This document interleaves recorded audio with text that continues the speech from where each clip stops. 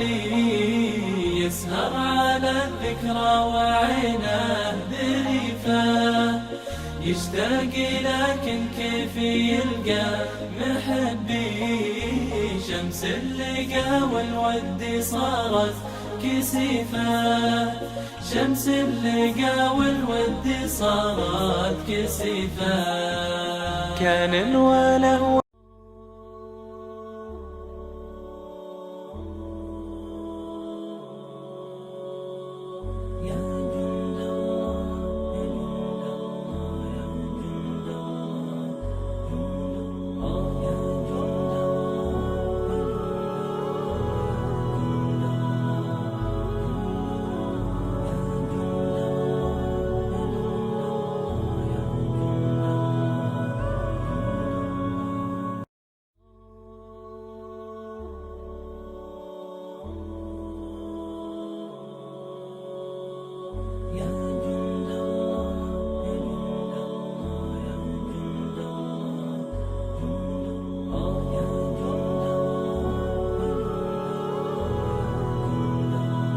Je ne sais qui, tu n'es rien. Inna lillah wa inna ilayhi raji'un. Nous appartenons tous à qui? Tu t'appartiens même pas toi à toi-même.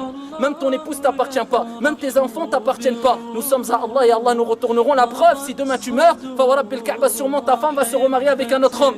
La preuve qu'elle ne t'appartient pas. Sûrement tes enfants verront un autre homme et peut-être ils l'appelleront même papa. Peut-être que toi, tu as oublié ça, ya Abdallah, que toi, tu es un être humain faible et tu as été créé pour adorer Allah et rien ne t'appartient, mais tout appartient à Allah subhanahu wa ta'ala. Al-Hayy alladhi la yamut, Al-Qayyum. You are busy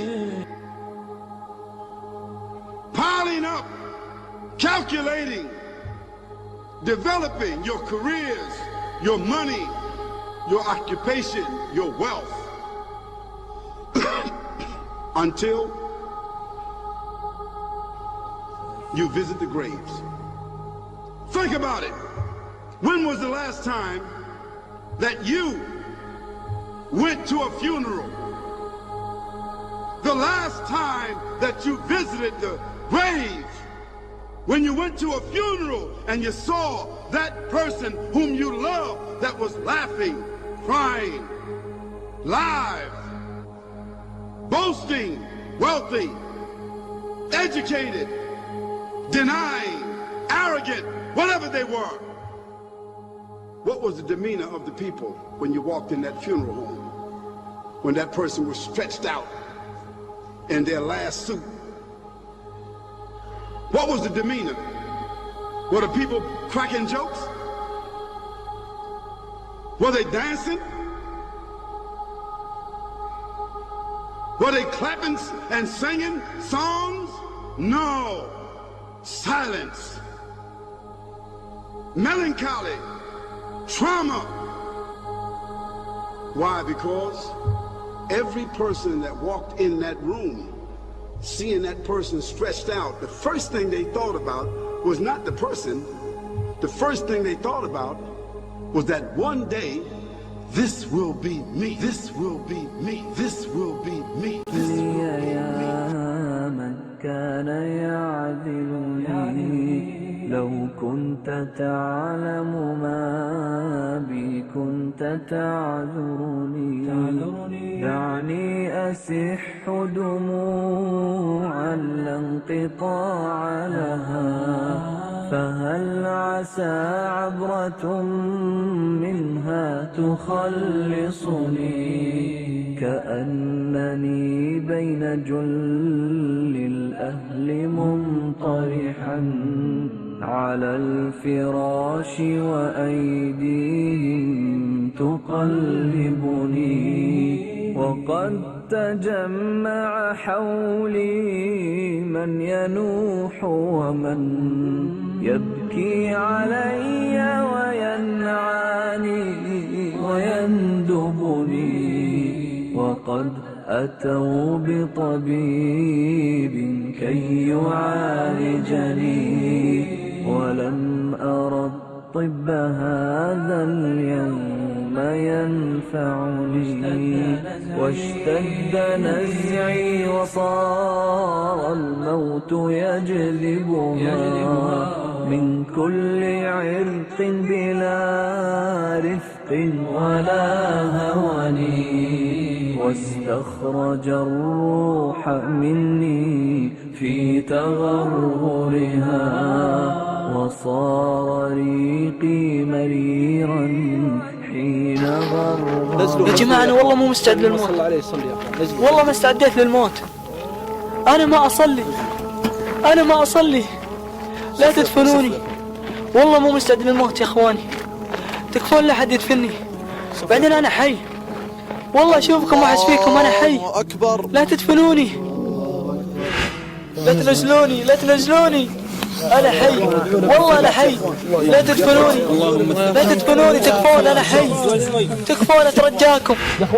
الأغاني باليوتيوب من يمسحها عني، تكفون يا عيال، لا تدفنوني، تكفون أنا خويكم.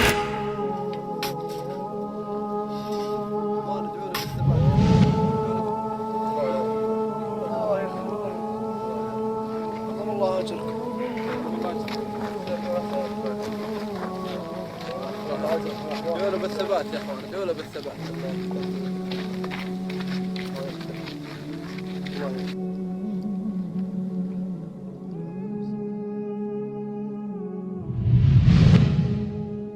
أبي توب، طلعوني والله لا أتوب، والله ما أترك الصلاة والأغاني أمسحها، أبي أتوب، طلعوني، تكفون، طلعوني، أبي أتوب، تكفون. الله يرحمك يا ماجد، الله يغفر لك إن شاء الله. فرج، لا تروح يا فرج، والله أنا محتاجك باللحظة هذه يا فرج، لا تروح وتخليني، أنا خويك. كلكم رحتوا خليتوني لحالي، والله ما كنت أفكر في الموت وما حسبت الحساب. Car ce jour viendra bien plus vite que vous l'imaginez. La mort que vous fuyez va certes vous rencontrer. Ensuite, vous serez ramené à celui qui connaît parfaitement le monde invisible et le monde visible, et qui vous informera alors de ce que vous faisiez. Imaginez-vous enfermé dans cette boîte sous terre, cloîtré sans que personne ne puisse vous aider. Et les deux anges apparaissent devant vous. Et là, vous avez maintenant la certitude que le prophète avait dit vrai. Et vous vous posez la question, qu'ai-je fait de ma vie? Qu'ai-je fait sur terre? Vouloir m'acheter une maison? Vouloir m'acheter la dernière Mercedes? Qu'ai-je fait? Quand ai-je remercié celui qui m'a donné mon père, ma mère, ma nourriture, ma santé? Comment ai-je pu être aussi bête pour ne pas agir avant avec tous les avertissements de notre prophète? Pourrais-je seulement revenir en arrière pour prier un peu plus? En y réfléchissant bien, qu'est-ce que 5 minutes de prière dans une journée comparé aux heures que j'ai passées sur ces sites interdits, sur ces heures passées au cinéma, au casino, en boîte de nuit? En y réfléchissant vraiment, à toutes ces heures perdues, qu'est-ce que cela m'a apporté? Il faut que je trouve le moyen de revenir en arrière. Seulement quoi? Il est trop tard. Les deux anges vous regardent et vous posent les 3 questions fondamentales qui sont: quel est ton Dieu? Quelle est ta religion? Et qui est ton prophète? En sachant cela, beaucoup de gens se rassurent tout seuls en se disant: ah, ça va, c'est facile, maintenant que je sais quelles sont les questions, je pourrai répondre. Seulement ce jour-là, ce n'est pas votre langue qui parlera, mais votre cœur. Et si vous ne croyez pas fermement en Allah et en ses prophètes, la seule réponse qui sortira de vous sera des bégaiements. Et la punition annoncée de notre Seigneur sera vérité.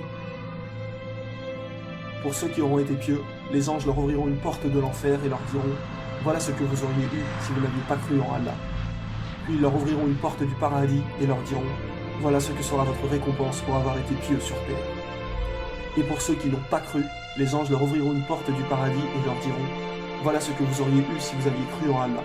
Puis ils ouvriront une porte de l'enfer et diront: voilà votre destination pour votre médisance. Quelle différence entre l'animal et l'être humain qui ne fait que boire, manger, dormir, s'accoupler et il n'a aucun but dans la vie. Il mange, il boit, il dort et ensuite il meurt. Quelle différence, billahi alaykum? La différence, ayyuhal ahibba, elle est claire. Quand le croyant adore son Seigneur tabaraka wa ta'ala, il y a une différence claire et bayna ici, wadiha, qui est incomparable. Mais quand la personne n'adore pas son Seigneur tabaraka wa ta'ala, fa rabbil ka'ba, il y a très peu de différence. C'est pour ça qu'Allah dit dans le Coran al-Karim, quand il parle des insouciants, il dit bel hum adal. Il dit ils sont pires encore que qui? Ici les animaux, subhanallah. Parce qu'il n'y a pas de grande différence entre celui qui adore Allah, celui qui n'adore pas Allah et l'animal. Quand tu adores Allah Azza wa Jal, khalas, tu as une relation entre toi et ton Seigneur tabaraka wa ta'ala. Tu peux implorer le pardon de ton Seigneur. Tu sais avec toute certitude que la miséricorde d'Allah, elle dépasse sa colère. Tu as un but dans ta vie. Mais billahi alaykum, qu'est-ce que c'est que cette vie si on n'a pas de but clair et précis? Qu'est-ce que vaut cette vie si c'est simplement le fait qu'on a été créé de façon harmonieuse et parfaite pour boire, manger et on meurt? C'est illogique. Si Allah a créé tout ça, il a mis à notre disposition le soleil, la nuit, le jour, la nourriture, tout a été créé parfaitement pour qu'on mange, on boit, on dort et on meurt. C'est illogique, c'est impossible.